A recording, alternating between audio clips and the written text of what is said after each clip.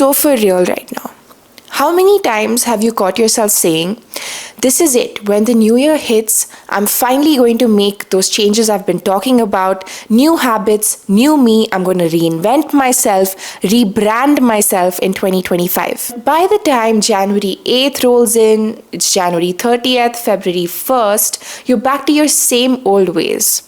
The goals start feeling heavy, you start feeling lesser and lesser excited about achieving them, and you're back to your same old patterns. It's perfectly fine to be excited about change, but I have found personally that every time I create a massive, grandiose idea about change, like for example, rebranding, re-envisioning myself in 2025, which in my opinion is a very lofty, abstract goal, I'm always setting myself up for disappointment and inconsistency. Making a grand event out of something like change is why most people end up disappointed with themselves and are not able to follow through with their New Year resolutions. If it's not already obvious, I do not believe in New Year resolutions. They simply just don't work.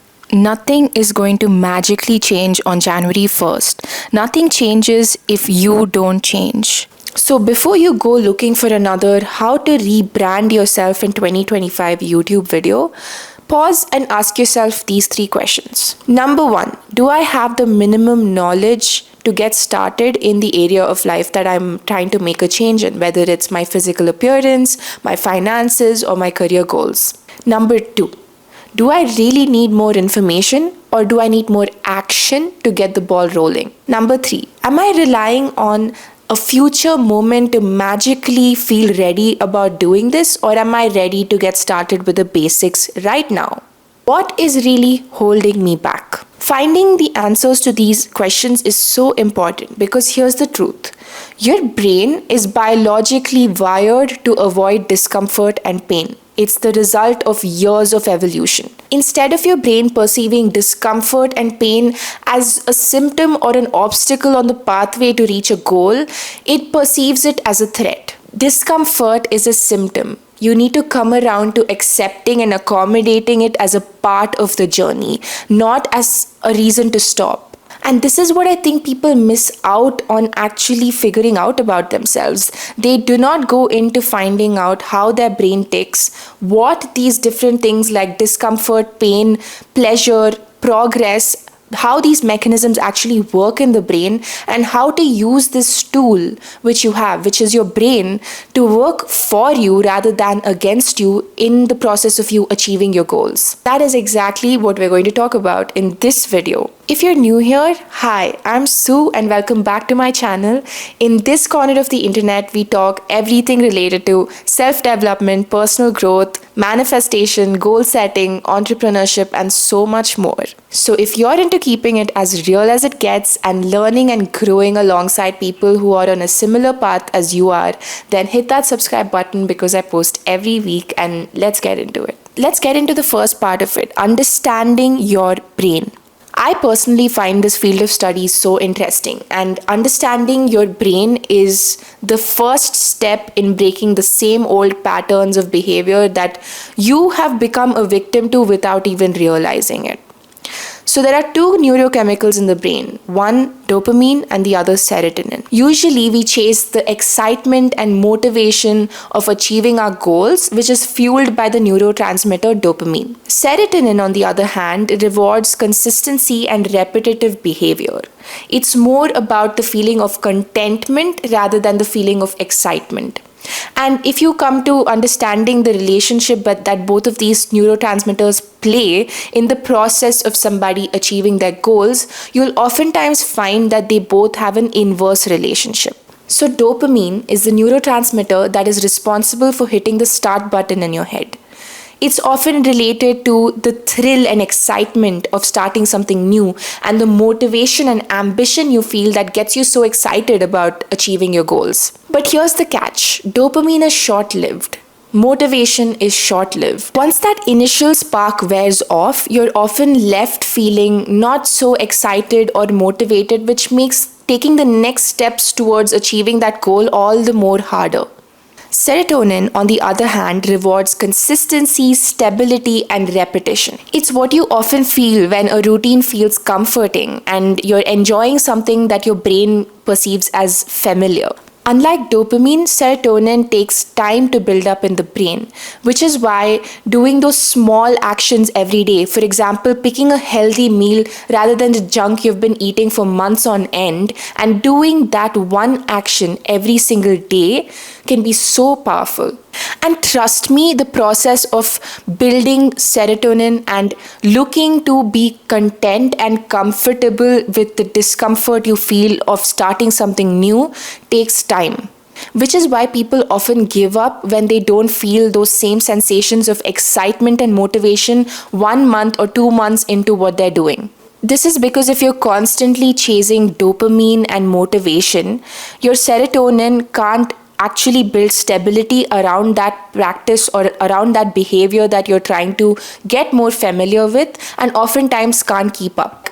Becoming fitter or becoming successful or rebranding myself in 2025 does not sit well with your brain. Your brain can't process these lofty, abstract concepts as easily as it can process manageable small tasks that you can do on the daily. So instead of telling yourself in 2025, I'm going to get healthy, tell yourself I'm going to make a conscious choice to eat healthy on a daily basis. And this is exactly why I don't believe in New Year resolutions. You don't need to wait until January 1st to kick in for you to start choosing to eat healthy today.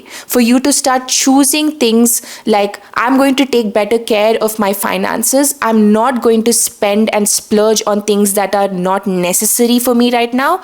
Instead, I'm going to have a good eye on where my money goes. I'm going to have a good eye on what I'm eating. I'm also going to make sure I take at least a 20-minute walk every single day.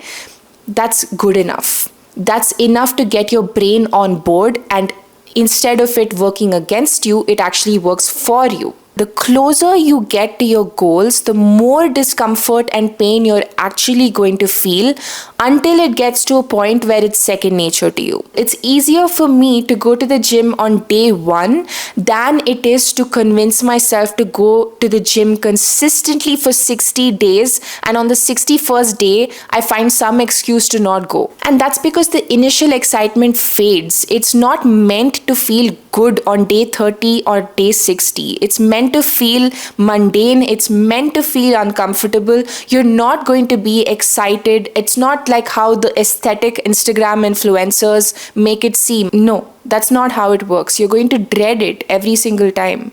But the point is to push through that dread regardless. It was exciting initially for me to record my first video. Now by the time it's my third video, my fourth video, I'm starting to feel that this is not as exciting as I initially envisioned it to be, and that's perfectly okay. See the additional discomfort and pain as a sign that you're on the right path and you're headed in the right direction. Consciously choose to be more uncomfortable right now so that your future self can be a lot more comfortable with where they're going to be. Learn to anticipate the negative. There are a lot of influencers that will tell you, you know what, to actually stay consistent with something, you need to romanticize your life. I'm sorry, but that's a recipe for disaster, because romanticizing something is you getting attached to the outcome rather than the daily action of actually getting to that point. And trust me, the daily actions are not that romantic. They are not fairies and rainbows. They're going to feel like shit. You're going to feel like shit every single day while you're on this journey to get to where you want to be. We don't prepare ourselves enough for the discomfort and growth and the painful growth that comes along with trying to achieve a goal. Learn to lower your expectations, because this is a long-term thing. It's not something that can happen in 2 months of you putting consistent effort. It's something that can come to fruition only, let's say, after a year or so of you putting in that kind of effort. That idea, no matter how much you romanticize it, no matter how many gym clothes you buy, no matter how many YouTube videos you see, you're never going to come around to accepting it until you actually accept it. It is going to suck. and you need to be okay with that. Nobody is going to give you brownie points for going to the gym every day. However, your future self is going to be so thankful you pushed past that discomfort regardless of everything. So instead of focusing only on the positives, start anticipating the negatives. This is how you're going to really build up resistance when you reach the stage where things start getting dreary and like less exciting.